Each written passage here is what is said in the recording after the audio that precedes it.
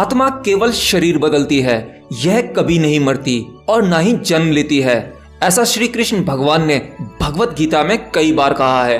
केवल एक या दो धर्मों को छोड़कर दुनिया के सभी धर्म पुनर्जन्म पर यकीन करते हैं। तो क्या आत्मा दूसरा जन्म लेती है? और अगर आत्मा दूसरा जन्म लेती है तो उसकी समय सीमा क्या होती है? वो मरने के कितने समय बाद दूसरा जन्म ले लेती है? शायद आप में से कई लोग इस बात को जानते हों, लेकिन जो लोग नहीं जानते आज उन्हें भी पता लग जाएगा। अब इस पर यकीन करना न करना आपके हाथ में है।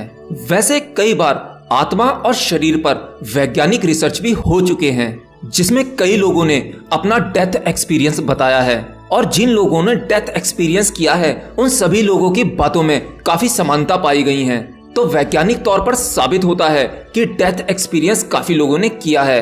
तो कैसा होता है डेथ एक्सपीरियंस, मैं आपको बताता हूँ।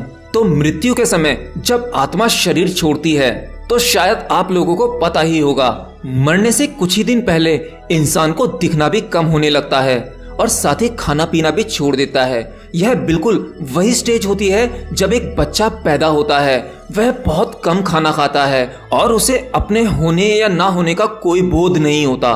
उसी प्रकार मनुष्य के मरते समय उसे भी किसी चीज का बोध नहीं रहता।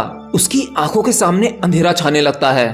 तकरीबन वह बेहोशी की अवस्था में होता है और जैसे ही आत्मा शरीर छोड़ती है तो उसे पता ही नहीं लगता कि वह मर गया है और वह आश्चर्यचकित होकर अपने ही शरीर को जमीन में पड़ा हुआ देखता है। कुछ मिनटों तक वह समझ ही नहीं पाता कि यह हो क्या रहा है। वह अपने ही शरीर को अपने ही सामने पड़ा देखता है और आसपास लोगों की भीड़ या उनका रोना धोना देखता है। और कुछ ही समय बाद उसे पता लग जाता है कि मैं मर गया हूँ, मैंने शरीर छोड़ दिया है। और उसे उस टाइम ये भी पता लग जाता है कि मैं नहीं मरा, ये शरीर ही नष्ट हुआ है। तो अब इसके बाद क्या होता है? वही आत्मा यात्रा पर निकल जाती है दूसरे शरीर की खोज में। अब सवाल यह उठता है कि दूसरा शरीर कितने दिन में आत्मा धारण कर लेती है, यानी दूसरा जन्म उसे कब मिल जाता है? आमतौर पर साधारण किस्म के व्यक्तियों को तुरंत दूसरा शरीर मिल जाता है, तो कुछ को 3 दिन बाद। साधारण आदमी के लिए ज्यादा से ज्यादा लंबा समय होता है 10 दिन और 13 दिन, यानी 10 दिन बाद और 13 दिन बाद उन्हें जन्म मिल जाता है। इसीलिए 10वां और 13वां मनाने की मान्यता है। अब सवाल यह उठता है कि किन आत्माओं को जल्दी जन्म नहीं मिलता? केवल 2 तरह की आत्माएं होती हैं जिनको बहुत जल्दी जन्म नहीं मिलता, जो बिल्कुल असाधारण होती हैं। नंबर 1, जो देव आत्माएं होती हैं, जिन्हें हम देवता भी कहते हैं। शायद आप लोग जानते होंगे कि जिन देवताओं को आप पूजते हैं, आपके कुल देवता या जो भी जिस प्रकार के देवता होते हैं, वह सब पुण्य आत्माएं होती हैं। उन लोगों को भी जन्म नहीं मिल पाता है। ऐसी आत्माएं आप लोगों की रक्षा भी करती हैं। ऐसी आत्माओं के लिए विशेष प्रकार की माँ की कोख चाहिए होती है जो अद्भुत हो।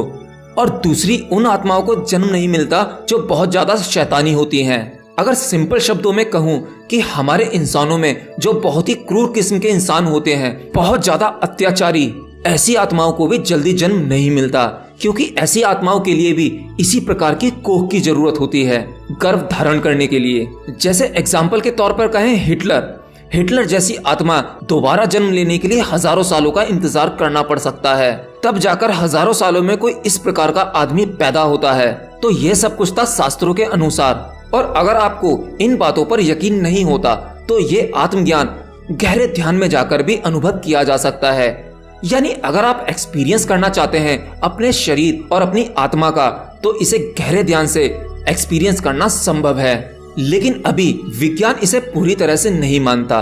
विज्ञान मानता है कि हमारे शरीर में कोई तो ऐसी एनर्जी है जो हमारे शरीर को चलाती है, लेकिन विज्ञान पूरे सबूतों पर ही काम करता है। बिना सबूतों के वो अपना कोई भी स्टेटमेंट नहीं देता। लेकिन अभी भी मेरे पास में कुछ ऐसे सवाल हैं जिसे विज्ञान आज तक नहीं सुलझा पाया है। जैसे पानी को अगर एनालिसिस किया जाए तो पानी में 2 ही एलिमेंट होते हैं, H2O यानी हाइड्रोजन एंड ऑक्सीजन। यह बात विज्ञान जानता है, लेकिन वैज्ञानिकों से कहा जाए कि इन दोनों एलिमेंट्स को मिलाकर आप पानी को बनाकर दिखाइए तो वह बना नहीं सकते। हाइड्रोजन और ऑक्सीजन को मिलाकर वह पानी नहीं बना सकते। यह एक नेचुरल प्रोसेस है जो वैज्ञानिकों की पकड़ में नहीं आ पाया है। दूसरा सवाल, वैज्ञानिक इंसान के दिमाग को खोलकर उसमें सारी चीजें बता सकते हैं, कितने तंतु हैं, किस प्रकार की दिमाग की बनावट है। लेकिन वही वैज्ञानिक इंसान के दिमाग के अंदर स्टोर वह सारी मेमोरीज के बारे में नहीं पढ़ सकते, जबकि हमारे दिमाग में सभी मेमोरीज स्टोर हो जाती हैं, लेकिन उन मेमोरीज को वैज्ञानिक नहीं समझ सकते, यानी वह डाटा दिमाग से नहीं निकाला जा सकता। इस जन्म की तो दूर की बात है, हमारे इस छोटे से दिमाग में हजारों जन्मों की मेमोरीज स्टोर होती है और दिमाग की कैपेसिटी अनलिमिटेड है, यानी कि हमारा यह छोटा सा दिमाग अनलिमिटेड मेमोरी को स्टोर कर सकता है। तीसरा सवाल, हमारा विज्ञान और वैज्ञानिक हार्ट यानी दिल के बारे में भी बहुत कुछ बता सकते हैं, उसका ऑपरेशन कर सकते हैं और साथ ही उनके अंदर क्या क्या चीजें हैं वो सभी हमारा विज्ञान और वैज्ञानिक बता सकते हैं, लेकिन साइंटिस्ट की लैब में जिस हार्ट पर यानी जिस दिल पर वो प्रयोग कर रहे हैं उस दिल के अंदर यह नहीं बता सकते कि इस दिल में कितना प्यार था और कितनी नफरत थी, यह डॉक्टर्स के हाथ में नहीं आ सकती।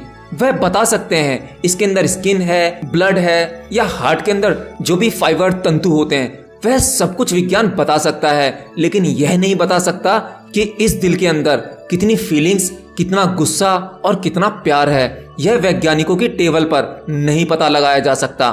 तो दोस्तों, ऐसे ही बहुत सारे सवाल हैं जिनका जवाब ना तो वैज्ञानिकों के पास है और ना ही हमारे पास, लेकिन हाँ, इनसे एक बात साबित हो जाती है कि ऐसा कुछ है जो इंसान की पकड़ से बहुत दूर है, और यही वो चीजें हैं जो भगवान या ईश्वर पर हमारी आस्था बनाए रखती हैं। तो दोस्तों, बस आज के इस वीडियो में इतना ही। अगर वीडियो अच्छा लगा हो तो लाइक कर देना, ज्यादा से ज्यादा शेयर कर देना, और अगर ये चैनल आप पहली बार देख रहे हो तो हमारे चैनल को सब्सक्राइब भी कर सकते हो, क्योंकि मैं ऐसे ही इंटरेस्टिंग वीडियोस आप लोगों के लिए लाता रहता हूँ। तो मिलते हैं अगले वीडियो में, तब तक के लिए बाय बाय।